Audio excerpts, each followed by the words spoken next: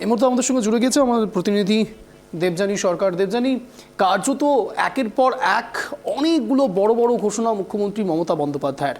এখন আমরা কিছুক্ষণ আগে কথা বললাম বিজেপি নেতা প্রীতম সিং এর সঙ্গে, বলছেন এই সবই আদেও সাধারণ মানুষের কাছে কিছুই এফেক্ট ফেলবে না, প্রভাব ফেলবে না। ২৬-এর বিধানসভা নির্বাচনের আগে মুখ্যমন্ত্রী মমতা বন্দ্যোপাধ্যায়ের এহেন বার্তা, এতগুলো বড় বড় ঘোষণা কোনো এফেক্ট ফেলবে না দেবযানী? দেখো, বিরোধীরা যাই বলুক না কেন, রাজ্যের শাসক দল এবং শাসক দলের যে চিকিৎসক সংগঠন তাদের দাবি যে মুখ্যমন্ত্রী আজকে কার্যত মাস্টার স্ট্রোক দিলেন। তার কারণ আর.জি. করের ঘটনার পর থেকে আমরা দেখেছি ওয়াকিবহাল মহল তারা যেটা চর্চা করছিল যে চিকিৎসকদের সঙ্গে রাজ্য সরকারের একটা দূরত্ব তৈরি হয়েছে।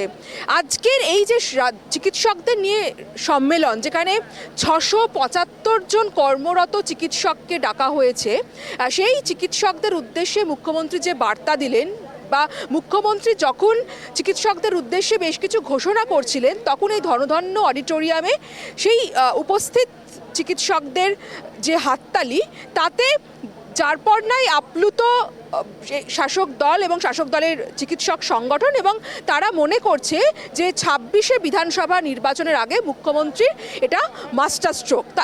কেন মাস্টার স্ট্রোক আমি এক এক করে তার কারণ বলবো। সেটা হচ্ছে যে চিকিৎসকদের বেশ কিছু তাদের অভিযোগ ছিল, তাদের পরিকাঠামো নিয়ে, হাসপাতালের পরিকাঠামো নিয়ে বেশ কিছু অভিযোগ ছিল, তাদের স্যালারি নিয়ে তাদের কিছু বক্তব্য ছিল। মুখ্যমন্ত্রী আজকে শুরুতেই আমরা জানি যে মুখ্যমন্ত্রীর কাছে বেশ কিছু দাবি দাওয়া জমা পড়েছিল এই সম্মেলন হওয়ার আগে। এই সম্মেলন রাজ্য স্বাস্থ্য দপ্তরের পক্ষ থেকে আয়োজন করা হয়েছিল এবং সেখানে ইন্টার্ন থেকে শুরু করে হাউস স্টাফ, সিনিয়র ডাক্তার, সেখানে একাধিক সংগঠনকে ডাকা হয়েছে চিকিৎসকদের, এবং প্রত্যেকে উপস্থিত হয়েছেন। আজকে বারবার মঞ্চে এটা ঘোষণা করা হচ্ছিল যে যাদেরকে ডাকা হয়েছে তাদের থেকে সংখ্যায় আরও অনেক বেশি চিকিৎসকরা এই অডিটোরিয়ামে এসে উপস্থিত হয়েছে। তাতে মুখ্যমন্ত্রীও ভীষণ খুশি, তিনি তাদেরকে ধন্যবাদ জানিয়েছেন।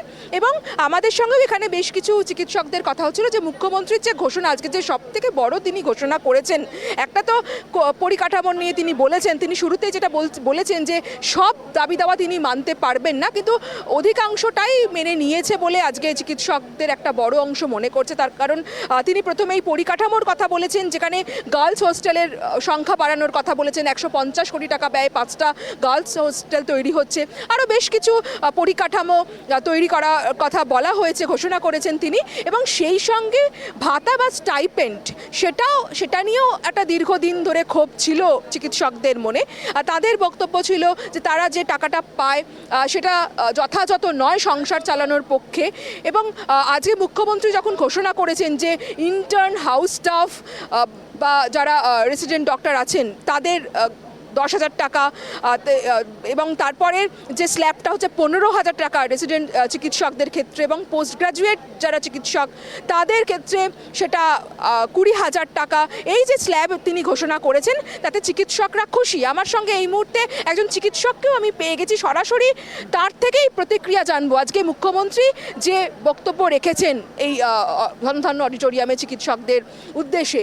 তাতে আপনি একজন চিকিৎসকদের প্রতিনিধি হয়ে এখানে এসেছেন, আপনি কতটা খুশি?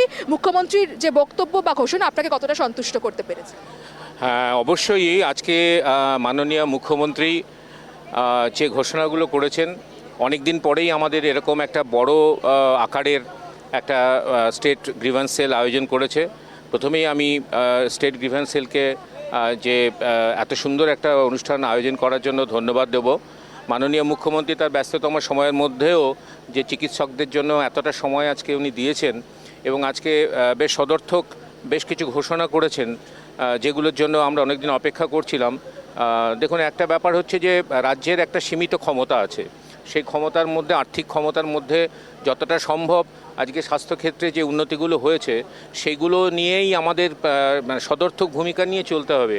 নেগেটিভ ব্যাপারগুলোকে আমরা বেশি গুরুত্ব না দিয়ে আমাদের যে পজিটিভ সাইডগুলো আছে সেগুলো নিয়ে ভাবতে হবে। কারণ আমাদের এখানে, আমি যেহেতু উত্তর ২৪ পরগনার আরবান হেলথের একজন প্রতিনিধি, আমি হাবড়া মিউনিসিপ্যালিটিতে কর্মরত আছি, তো আমি দেখতে পাচ্ছি যে বিগত বেশ কয়েক বছর ধরে আরবান হেলথে একটা বিরাট অভাবনীয় উন্নতি হয়েছে। আমাদের এই মুহূর্তে সারা পশ্চিমবাংলায় ৪৭৫টা আরবান প্রাইমারি হেলথ সেন্টার আছে। এবং এই মুহূর্তে কর্মরত ডাক্তার প্রায় 18,000 সামথিং। চিকিৎসকের সঙ্গে সঙ্গে যদি আপনি নার্সের কথা চিন্তা করেন তাহলে 66,983 জন নার্সিং স্টাফ আছে। কিন্তু তারপরেও কিছু সমস্যা যে নেই তা বলবো না, যে আমাদের এই মুহূর্তে রিক্রুটমেন্টটা একটু আটকে আছে। এই রিক্রুটমেন্টের জন্য ডাক্তার নার্স এগুলো আমরা একটু পেলে আর একটু ভালো করে আমরা পরিষেবা দিতে পারতাম। সেটা একটা ওবিসির একটা সমস্যার জন্য আটকে আছে, সুপ্রিম কোর্টে বিবেচনাধীন বিষয়টা। এটা মিটে গেলে আমার মনে হয় আমরা আরও ভালো করে এই পরিষেবাটা দিতে পারবো। আর আজকে যে ঘোষণাগুলো করেছেন, বিশেষ করে জুনিয়র ডাক্তারদের যারা ইন্টার্ন, হাউস স্টাফ, পিজিটি আছেন, তাদের যে ভাতাগুলো বাড়ানোর কথা, এটা অত্যন্ত সদর্থক একটা প্রতিশ্রুতি। এটা ওদের প্রাপ্য। আমি একজন সিনিয়র ডাক্তার, আমি নিজের জন্য কিছু বলবো না, কিন্তু যারা এই জুনিয়র ডাক্তাররা আগামী দিনে আমাদের রাজ্যটার হাল ধরবে, তারা যাতে আমাদের রাজ্যেই পড়াশুনো করে আরও বেশি করে মানুষকে চিকিৎসা দিতে পারেন, সেইটাই কিন্তু আমাদের লক্ষ্য থাকবে। কাজেই সবাই যাতে দক্ষিণে চলে না যায়, সবাই যাতে দেশের বাইরে চলে না যায়, সেই মেধাগুলো আমাদের এখানে পশ্চিমবঙ্গে তারা যাতে এখানেই থাকে, সেটাই আমরা চাইব। অবশ্যই আজকের অনুষ্ঠানের জন্য আমরা মাননীয় মুখ্যমন্ত্রীকে অকুণ্ঠ এই সম্মেলন হওয়ার আগে ডাক্তারদের যে প্রত্যাশা ছিল মুখ্যমন্ত্রীর কাছে, সেই প্রত্যাশার কাছাকাছি কতটা পৌঁছতে পারলেন আপনারা? দেখুন, সব প্রত্যাশা তো একদিনে পূরণ হয় না, আর সব দিকগুলোই যে আজকে উঠে এসেছে সেটাও বলবো না। তবে অনেকগুলো দিকই আজকে উঠে এসেছে। আলাপ আলোচনার মাধ্যমে যেই দিকগুলো আজকে উঠে আসেনি সেগুলো নিয়েও আমরা আগামী দিনে নিশ্চয়ই কথা বলবো, এবং আমি বিশ্বাস করি যে আলাপ আলোচনার মাধ্যমে আমরা সেই জায়গাগুলো, যেই এরিয়াগুলো আছে সেগুলোতে আরও উন্নতি করতে পারবো, এবং সেখানেও আমরা অনেক দূর যেতে পারবো। ভাতা তো একটা বড় বিষয়, এর বাইরে মুখ্যমন্ত্রীর আর কোন কোন ঘোষণায় আপনাদের মনে হচ্ছে যে কিছুটা হলেও সমস্যার সমাধান হলো? দেখুন, সেট আপ যেগুলো আছে সেগুলো তো যথেষ্টই আছে। মানে আমাদের যেমন টেলিমেডিসিনটা আছে, খুবই ভালো, মানে স্বাস্থ্য ইঙ্গিত নামে যেটা চলছে। অনেকগুলো ট্রমা কেয়ার হয়েছে, মেডিকেল কলেজে অনেক আসন বৃদ্ধি হয়েছে, অনেকগুলো নতুন নতুন মেডিকেল কলেজ হয়েছে, পোস্ট গ্র্যাজুয়েশনের সিটও বেড়েছে, সেই অনুযায়ী আমাদের রুগীর সংখ্যাও বেড়েছে অনেক। তো যেহেতু আমাদের এখানে সমস্তটাই একদম বিনামূল্যে পরিষেবা দেওয়া হয়, সবসময় আমরা চেষ্টা করি আমাদের সাধ্যমতো সবটা দিতে। কিন্তু ডাক্তারদেরকেও মনে করতে হবে তারাও মানুষ, তারা ভগবান নয়। তাদেরকে ভগবানের মতো যদিও মনে করা হয়, কিন্তু তবুও তারা দিনের শেষে তারাও একজন মানুষ, তারাও কোনো বাড়ির সন্তান, কারোর বাবা, কারোর মা।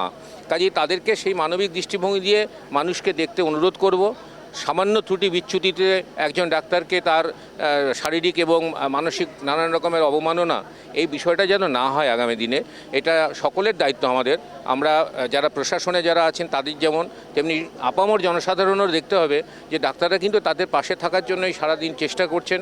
হয়তো বিক্ষিপ্ত লগ্নে দু একজন চিকিৎসক হয়তো অন্যরকম কিছু করছেন, কিন্তু সেটা উদাহরণ নয়, উদাহরণটা কিন্তু সংখ্যাগরিষ্ঠতার উদাহরণ। সিনিয়র ডক্টর, আজকে মুখ্যমন্ত্রী সিনিয়রদের উদ্দেশ্যে বলেছেন যে জুনিয়রদের ওপর যে চাপ থাকে সেই চাপটা একটু কম করার জন্য কি বলবেন? জুনিয়রদের যে সিনিয়রদের যে দায়িত্ব কর্তব্য পালন, তাদের সেটা নিয়ে কি মুখ্যমন্ত্রীর এই বার্তা যথেষ্ট গুরুত্বপূর্ণ, যথেষ্ট তাৎপর্য? নিশ্চয়ই, এটা তো একদম মেনে চলা উচিত, কারণ সিনিয়ররা তো গাইড করবেন জুনিয়রদের হাতে কলমে শেখাতে হবে। এবার জুনিয়রদের উপর সব ছেড়ে দিয়ে চলে গেলে তো হবে না। তো কাজেই সিনিয়ররা তাদেরকে শেখাবেন, হাতে কলমে শেখাবেন। আজকে যারা পিজিটি, তারা 3 বছর ধরুন যে সার্জারি করছেন, বা যিনি মেডিসিন করছেন, বা যিনি কার্ডিওলজি, বা এরকম যারা বিভিন্ন রকমের স্পেশালিটি বা সুপার স্পেশালিটিতে আছেন, তাদেরকে তো সিনিয়রদের কাছ থেকে শিখতে হবে। কাজে সিনিয়রদের আরও অনেক বেশি তাদের দায়িত্ব সম্পর্কে সচেতন হতে হয়, অবশ্যই হতে হবে। ধন্যবাদ মিস্টার দাস। অঞ্জন, শুনলে যে আজকে যারা সিনিয়র ডাক্তাররা রয়েছেন এখানে, তারাও কিন্তু মুখ্যমন্ত্রীর যে বক্তব্যগুলো তাতে তারা সাধুবাদ জানাচ্ছেন। এবং যেটা তোমাকে জানিয়ে রাখবো যে কিছুদিন আগেই স্যালাইন কাণ্ডে মেদিনীপুর মেডিকেল কলেজের যে 12 জনকে সাসপেন্ড করা হয়েছিল, সেই জুনিয়র ডাক্তারদের ওপর থেকে আজকে সেই সাসপেনশনও তুলে নেওয়া হয়েছে, এবং এটা অত্যন্ত একটা তাৎপর্যপূর্ণ। একদম, এটা নিয়ে আমরা খুব খুশি, কারণ সত্যি ওটা জুনিয়র ডাক্তারদের উপরে যেটা হয়েছিল সেটা তুলে নিয়েছেন মাননীয় মুখ্যমন্ত্রী। অত্যন্ত বিবেকবান এই ব্যাপারে, অত্যন্ত সহৃদয় সিদ্ধান্ত নিয়েছেন। আমরা খুব খুশি এই সিদ্ধান্তের জন্য। অঞ্জন, আরেকটা বিষয়, আজকের এই যে রাজ্য সম্মেলন, চিকিৎসকদের নিয়ে যে সম্মেলন আজকে হলো, তাতে চিকিৎসকদের যারা এখানে রয়েছেন, ইন্টার্ন যারা এখানে রেসিডেন্ট চিকিৎসক বা সিনিয়র যারা ডাক্তাররা রয়েছেন, তারা ওভারঅল তারা যেটা মনে করছেন, তাদের যে দাবি দেওয়া ছিল, তাদের যে প্রত্যাশা ছিল, সেই প্রত্যাশার অনেক কাছাকাছি পৌঁছানো গিয়েছে।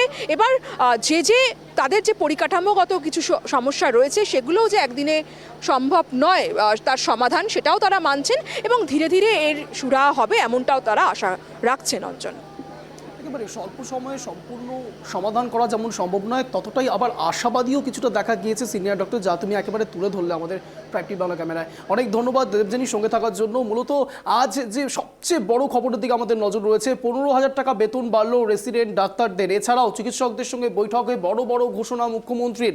10,000 টাকা বাড়ানো হয়েছে জুনিয়র ডক্টর এবং পিজিটিদের। মূলত এই ভাতা বাড়ানো, ইন্টার্নদের এবং পিজিটিদের 10,000 টাকা করে ভাতা বাড়ানোর কথা ঘোষণা করা হয়েছে মুখ্যমন্ত্রীর তরফে। কলকাতায় রোগীর সংখ্যা অনেক বেড়ে গিয়েছে। মামলার জটে স্বাস্থ্যক্ষেত্রে নিয়োগ আটকে। হাসপাতালের নিরাপত্তায় প্রাক্তন পুলিশ কর্মীদের রাখা হোক। পুলিশকে আরও নজরদারি বাড়াতে হবে। ইন্টার্ন পিজিটিদের বেতন বাড়লো 10,000 টাকা। সিনিয়র রেসিডেন্ট ডাক্তারদের বেতন বাড়লো 15,000 টাকা।